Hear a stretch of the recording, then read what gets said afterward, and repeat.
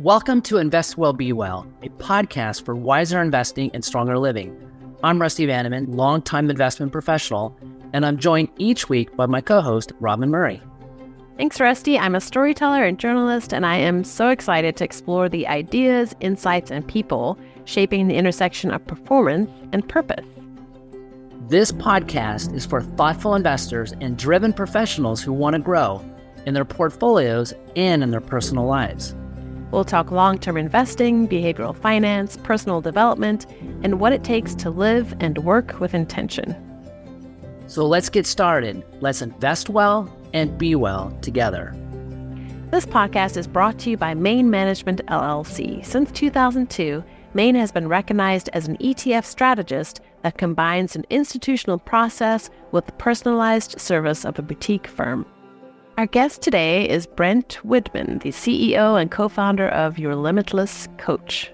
And I really enjoyed that. That was a good one. Definitely. Brent is clearly a powerful voice in personal development, leadership, and coaching.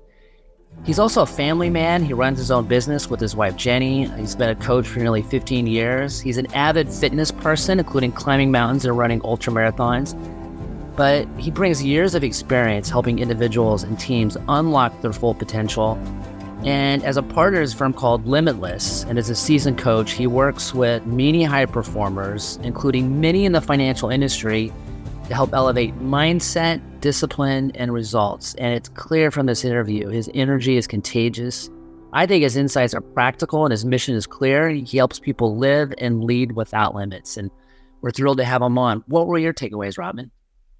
Yeah, I think sometimes when you think of a leadership coach or a life coach or something like that, you kind of get, at least I do, sort of get an idea of, someone who's going to have all the answers and just sort of sell you a little bit. And I just thought it was really striking how humble he was. And he did have a lot of great answers and great insights, but he was really thoughtful. He was really humble.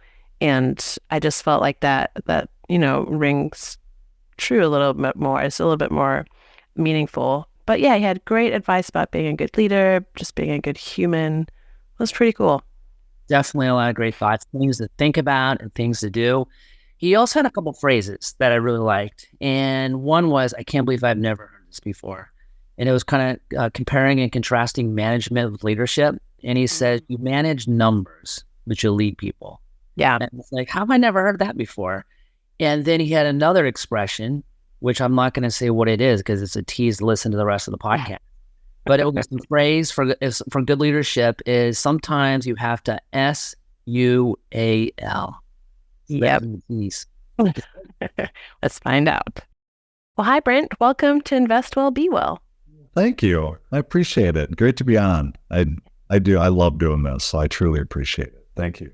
So, Brent, one thing I know we can count on is you're going to bring the energy. And to help bring this energy, just put a little more wood on the fire. This is the toughest question of all, we need a walk-up song for today's interview. What is your walk-up song?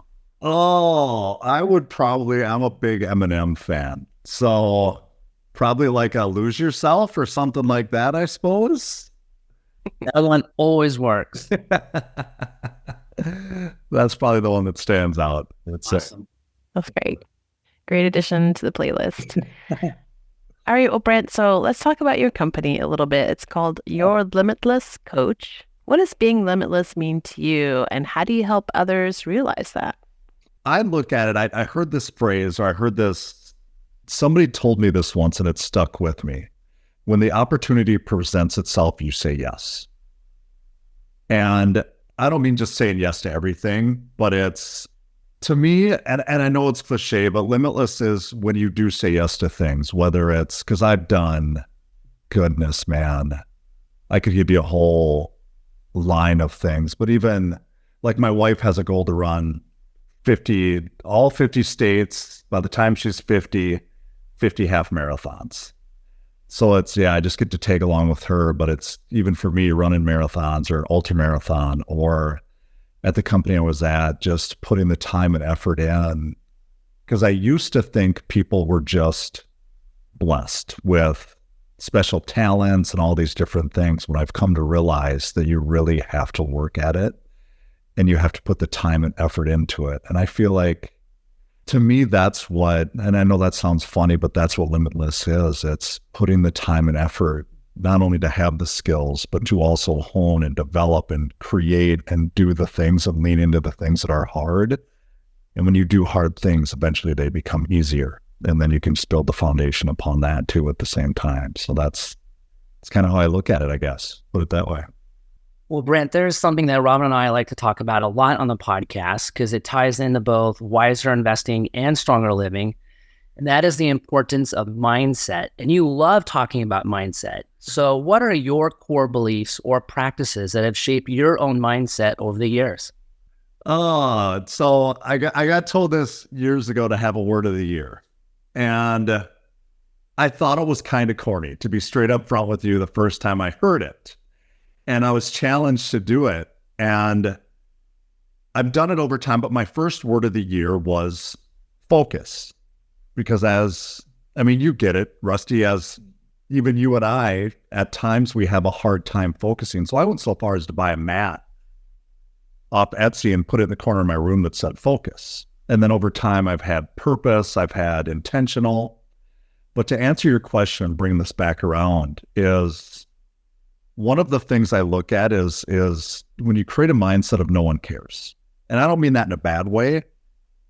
What I mean by that is if you're a leader, if you're in business and you're investing or what have you, it's on us to do the things that we should be doing. And what I mean by that is if I'm making a phone call and that person tells me no, that person's not going to remember from 8:07 in the morning to 4:07 in the afternoon. They don't care. It's up to us to develop the things that we're going to develop and lean into that. And again, I go back to that. It's just doing hard things. And when you do that, your mind, in one man's opinion, your mind is a muscle. And you can either create it to create the habit of not doing things or being status quo, or you can create that muscle, just like lifting weights or whatever, or running or what have you.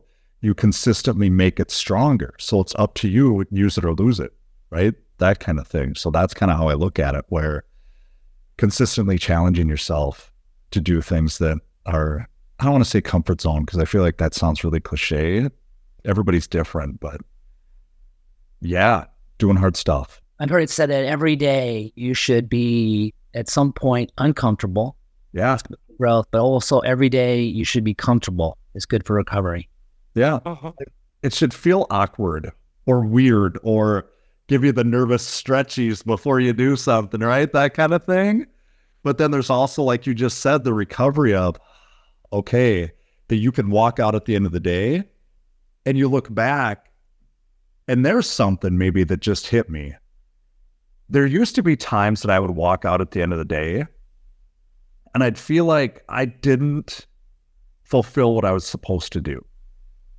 And I was just having this conversation yesterday as well with one of our coaching clients. But it's the adage of when you walk out, you're either going to feel fulfilled or you're not. And I feel like for most of us that are in business or entrepreneurs or whatever, salespeople or leaders, that we want to walk out and we want to feel good about what our day was, not go, that one got away from me. And it changes your mind. It's kind of what you're talking about right there, to go, that was a good one. Gives you peace. Yep. Really does.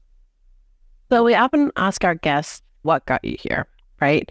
What got you here to where you are today? So what is the story behind your journey to coaching and your journey to leadership development? I'll give you the path, and I'll give you the Cliff's Notes version of it, I guess, put it that way. I graduated from college, and then I moved up to Minneapolis. And this was 17, 18 years ago, really is what it was. And I started at Lifetime Fitness. And you're going to see a pattern here. So I was there for about a year and a half. And I was the guy that made a lot of phone calls and did well and worked really hard. So of course, I'm the sales guy that thought I should be in charge. So I started chasing the title is what I did. And I went to the YMCA as a sales director, again, year and a half, 2 years. Went to Sprint, about a year and a half, 2 years again as a division. So it was sales director, and then I went as a division director, and then I was a district manager as well. And then I went to Robert Half as well. And I was there for about a year and a half. And I was the division director there too. And I saw a description for public speaking, training, coaching, development, all the things that I wanted to be when I grew up. And I was 36 at the time, so got my MBA along the way. And literally when I got my MBA, Robin, I thought, somebody's got to pay me now, right? Because I have the education.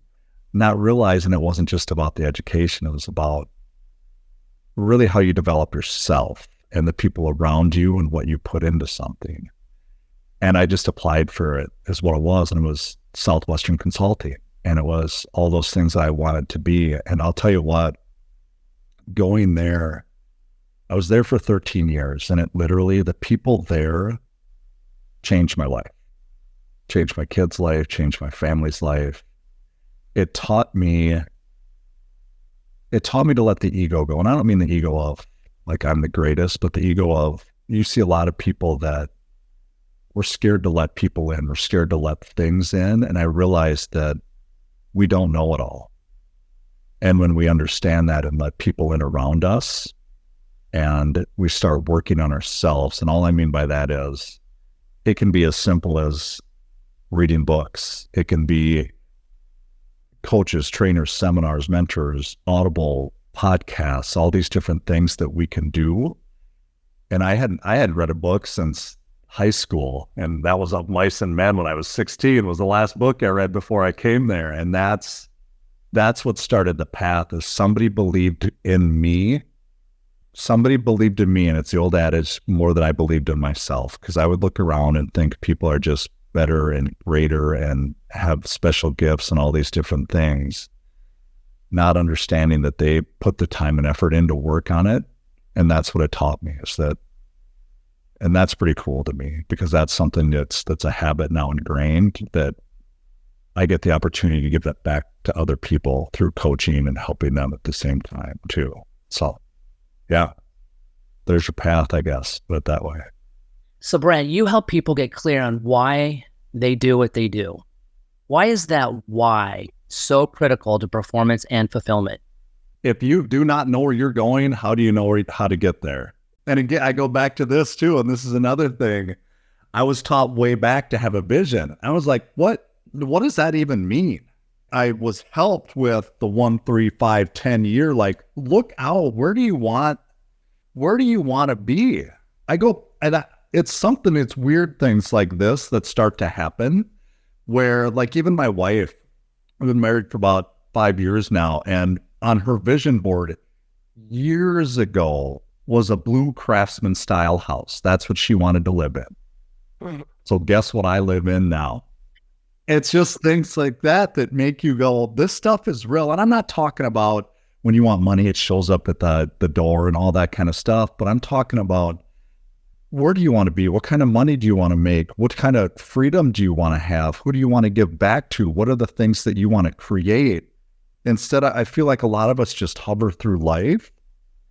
And that's where finding your whys come in many different ways, is kind of how I look at it. Like, I have a picture of my kids sitting right here on my desk, because when I first started in coaching, because we're practitioners first, coaches second. So we still sell, obviously, all that kind of stuff too. But I couldn't bring my kids to a pool. I couldn't afford it. So I keep that picture of them sitting right beside me, knowing that if I'm not doing the things that I should be doing, I don't get to provide the things for them that they get to do. And that's a why. Or spending time with Jenny and being able to travel, that's a why. Having the freedom to run half marathons with her, taking off at 2:00 this afternoon to just go pick up we have one tomorrow morning in Stillwater, Minnesota, to pick up our packet. That's a why. So it's doing all these things. To me, it's not this one big hierarchy thing. Yeah, that's part of it. But it's having the freedom and the ability to do these things and provide for the people that are most important to us, is the way I look at it. And that's, when you find that, it helps you get past the things that you don't want to do. It helps you get past the struggle. It helps you get past, because you know it's not just about us. It's about the people around us as well. So, yeah. A quick follow-up on one of your comments. In one of our earlier podcasts, on Invest Well, Be Well with Dr. Daniel Crosby, he talked about people who just looked at a picture of their family or their kids before they made a financial decision, made better financial decisions. Going back to crazy. Like it's when you take the onus off us, and that's what I mean by ego. When we take it off us and look at those people or those things around you, like I help people think about, let's take it really trivial. If a leader is recruiting, why do they want to do it? It's not just about filling a number, but they're a fantastic leader and they're giving this person the opportunity to work with them and around them and learn from them and all those different things instead of just, I got to make this phone call. And it takes the onus off of that and puts it onto this stuff. And we're actually providing them an opportunity and giving back to them. Do you see what I mean there? Like there's a difference there. We take it off us, really is what it is. And that's kind of what he's talking about. I don't want to say put it on the kids, right? But yeah. This episode of Invest Well, Be Well is brought to you by Main Management LLC, a pioneer in actively managed ETFs since 2002. Main Management starts with a clear fiduciary focus, delivering the transparency and personal attention you'd expect from a boutique firm. They provide financial advisors with solutions, not products. Main also believes investors should keep more of what they earn, emphasizing net of fee after-tax performance to help clients retain more of their returns. I've known Main Management for years. I've met thousands of managers over the course of my career, and one quality I really value, they invest alongside their clients. They eat their own cooking. Over 10% of the assets they manage are their own partner assets, and more than half of the firm are partners themselves. That says a lot. To learn more about Main strategies, including buy right hedged equity, U.S. sector rotation, thematic innovation, and all asset models, please visit their website at mainmgt.com. So in your coaching work, what do you think are some of the most common mindset blocks that limit success? And how do you help people to overcome them? If I'm looking at a top level leader, it is permission. And what I mean by that is permission to do things that they want to do, whether it's spend time with the family, whether it's take their team out to do things, because we feel like we put so much pressure on ourselves as leaders and people that we have to perform, we have to do, we have to get after it, we have to be the first one in and the last one out, and we have to go. Because whether we like it or not, people are watching us and they're going to do half of what we do right and twice what we do wrong. So we put pressure on ourselves. And then I look at things like, and one of my words that I stick with is precision. And why I say that, when you come into your day, do you know exactly what you're doing? I don't mean be a robot. But if you're not planned and you're not prepared for what's going to come at you or what you're going to do, we just kind of hover. And I see far too many people doing that, or they don't know where to go next or why or what or where to go. So it's that precision and almost efficiency around it. Like I'll give you an example, man. If you look at my day, I get up at 5 every morning. Again, this came from a different person. It was the beginning of last year, not 25, but 24, or the end of 23 going into 24. I saw, his name's Aaron Van Trojan. He owns a mortgage company. And I saw a post by him on Facebook that said he worked out every day that year. And I thought, well, if he can do it, I can do it, right? So I work out every day at 5, done at 6. I have Brent time from 6 to 6:30 where I eat my breakfast. I plan my day. I take the emails. The reason I do that is because at the end of the day at 5 o'clock or 5:15 when I get done, I don't want that cloud hanging over my head. I want to be present when I'm present with my family. 6:30, it's shower and all the stuff. And then it's 7 to 8, 7:59 is family time, kid time, that kind of thing. But once 8 o'clock hits, it's go time, if you will. Like, it's not always perfect. But what I'm telling you here is I have a plan of what I'm going to do. And I think that's the biggest thing that leaders struggle with at time, that we have to be smart enough to be dumb enough not to have to think about it, that we just do. But we have to have those systems and processes in place and constantly look for that or different ways or better ways or other ways to do things instead of just saying, this is who I am and this is the way it is. So, yeah. Yeah. That helps. Great. I also love the kind of the morning routine, when the morning, when the day kind of thing. And speaking of winning, you are a fitness guy. And I'm not just talking physical, but also mental. Yeah. So how do you personally structure your days or routines to stay mentally and physically sharp? Physically, I wrote the contract a long time ago. It is a non-negotiable for me to work out. And again, it's like the third rule, I guess, put it that way, that there's a third of the time that you're going to knock it out of the ballpark and it's going to be the best workout ever. There's a third of the time that it's just, you're going to get through it. And there's a third of the time that you do not want to get up and it's going to suck. But I know if I don't do it, it's going to hinder me throughout the day. And that's why I do it in the morning, because it leads me into my day.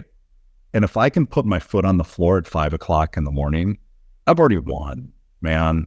Like everything after that. But it's even understanding what you just talked about with business and mindset and what have you.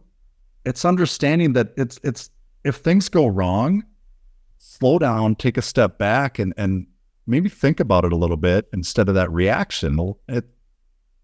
I've learned in my life that to be proactive rather than reactive creates this level of calm, this silent confidence, if you will, when you're out in front of things instead of having to worry about things after the fact. Like even if there's like when my wife and I first got together, we would have heated talks. I can just put it that way.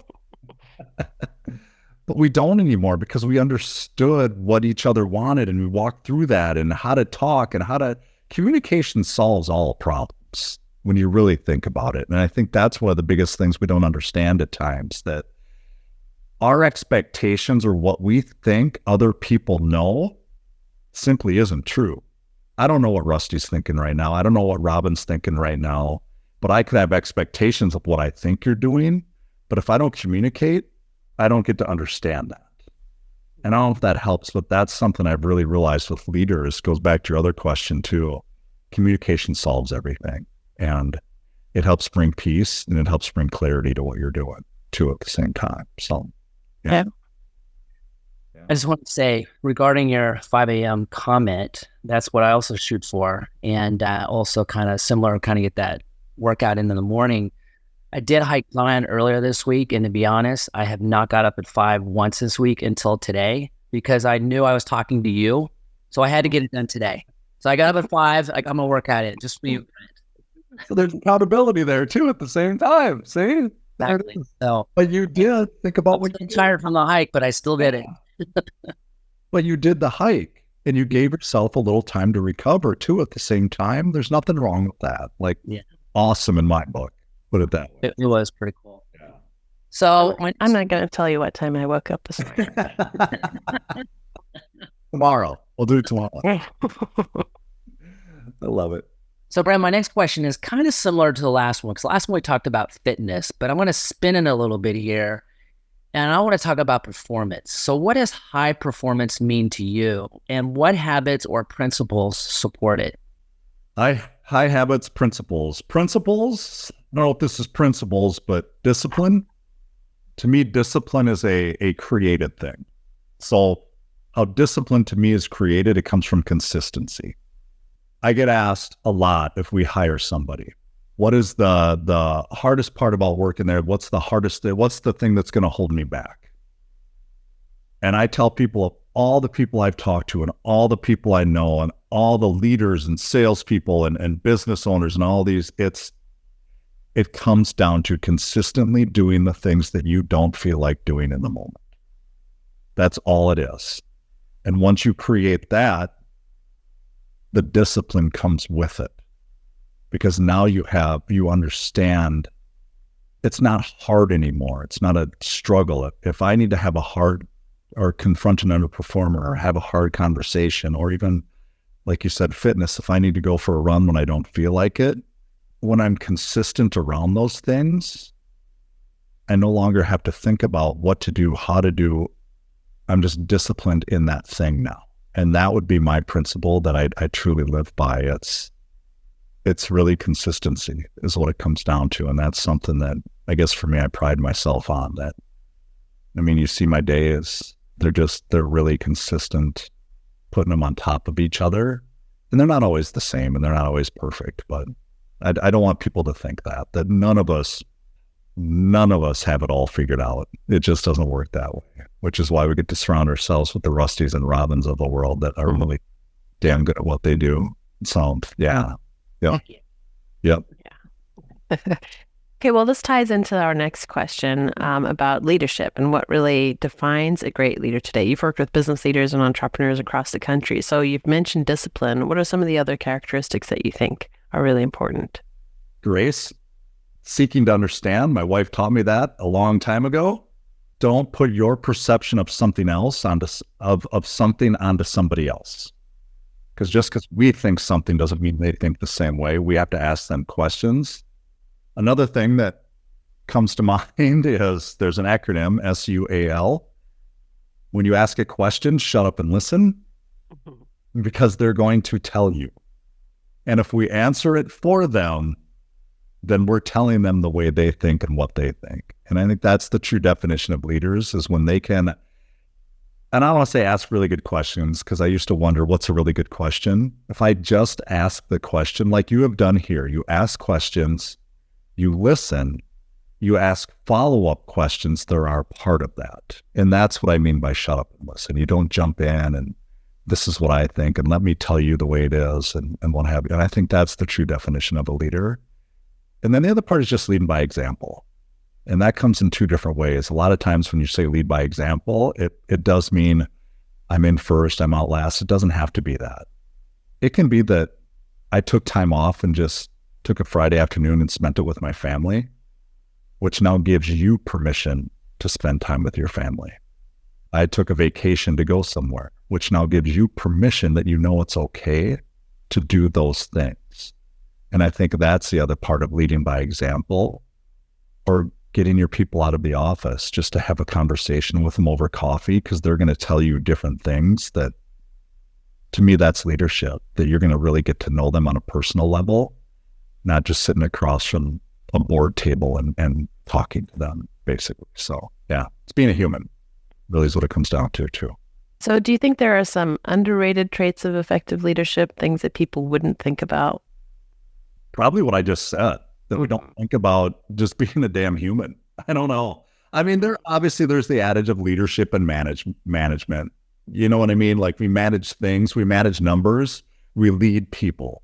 And when you can marry those two and understand that, that's where a really, really good leader, because we have to look at ourselves enough, not with criticism, that's not the word I'm looking for, but an open mind, if you will, that maybe I'm really good at managing things, managing numbers, managing spreadsheets, because we think that way. And then there's the flip side of maybe I'm the visionary that just wants to conquer the world and I have all these ideas. So either we need to figure out how to marry those two within ourselves, or we surround ourselves with people. Like, I look at my wife and I run in our business. I'm the visionary, let's go conquer the world. And she's more the, if you ever read Traction, the integrator, that slow down, let's fill this bucket, then let's fill this bucket. And we're going to get to those things. We will do those things. And I think that's where leaders, when you understand yourself, you understand how to lead people. But it's got to start with you. Yeah. And on that point, you said leadership is about who we are. How do we intentionally develop our leadership identity? What I would tell you to do is pour yourself into books, people, go to events. It goes back to what I said. Like, I made it a point one year to read at least 35 to 40 books. Now, you can read all the books you want to, but if you don't implement anything, it's just you telling people that you read books is all it is. So I think that's where your question goes, is when you're doing these things, be self-aware enough to understand the things that you need help with or you need to implement that's going to make you better.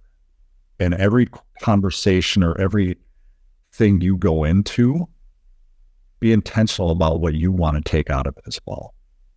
If I read, well, like that, if I read Traction, And I just read it to read it and don't look at it as, okay, how's this going to help my business or how's this going to help me? I'm just reading a book to tell Robin I read a book, right? So I think that's the golden ticket right there, as continuously develop in different facets, because we're never going to make it. We just don't. So, yeah. Right. Well, I want to ask you a little bit about investing too. How do you think the principles of mindset and leadership that we've talked about today translate to making better investment decisions? Personal experience, and then what I have seen, investing to me is one of the, I wish I would have started it years ago. If I could, it's the old adage of plant a tree, right? What's the best time to plant a tree? 10 years ago or today? If you're not investing, start. Whatever that is for you, talk to somebody, talk to a Rusty who knows what the heck he's doing and understand how to do it, what to do, where to go with it, because there are experts there that will simply help you. And if you're not doing that, it gives you, and then to transition that to the business side, if you will, like you asked, it gives you peace of mind to know that you are going to be fine no matter what comes at you and no matter what happens. Money's great. Money is a tool if you really look at it that way. Money is a tool to help you grow. Money is a tool to give you freedom. Money is a tool to help you work on yourself. And that's where I feel many people don't maybe look at it that way. We kind of hold on to it thinking we have to keep up with the Joneses or something like that. And again, it goes back to my word of the year this year is I don't care. Like I drive, this sounds funny, but on my vision board years ago, I'm a simple man. I had I didn't realize this till I bought it. My dream car was a Chevy Tahoe, a red Chevy Tahoe is all it was. And I went and bought it like 4 or 5 years ago. My wife just said, go buy it. And I looked at my vision board. I pulled it out of I had an old one and I pulled out the pictures from it from way back. And where I'm going with this is there was a picture of a red Chevy Tahoe. Hmm.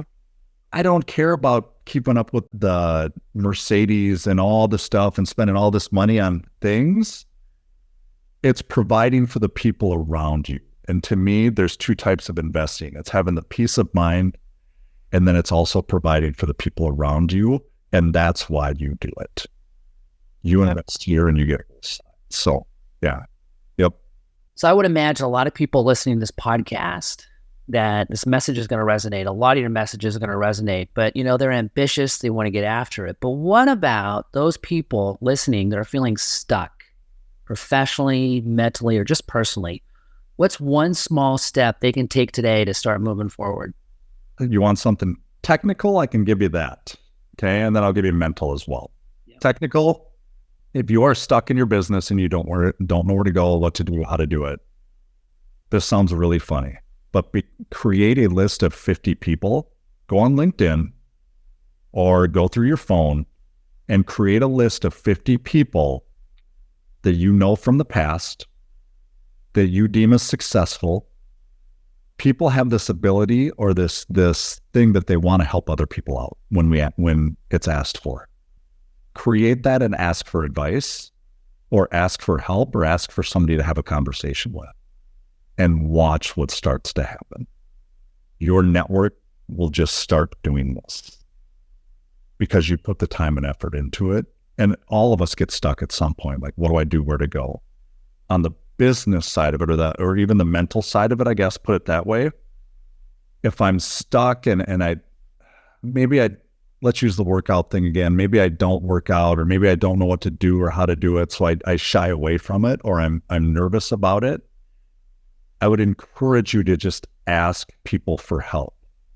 I was on a call once and on straight transparency, one of my best friends, one of the nicest people that you will ever meet, his name's Ron. And he said, when you're struggling, man, just call me. And I said, well, I don't want to bother you. And the next phrase out of his mouth changed everything because this was probably 9 years ago. And he goes, don't ever say that again. And it gave me permission to ask for help. So if I'm stuck in something and I know I have a relationship with Rusty, and I just need to talk through something, guess who I'm going to call? Guess who I'm going to email or text and ask if he has time to have a quick conversation? Yeah. And that's going to give me clarity on what I need to do.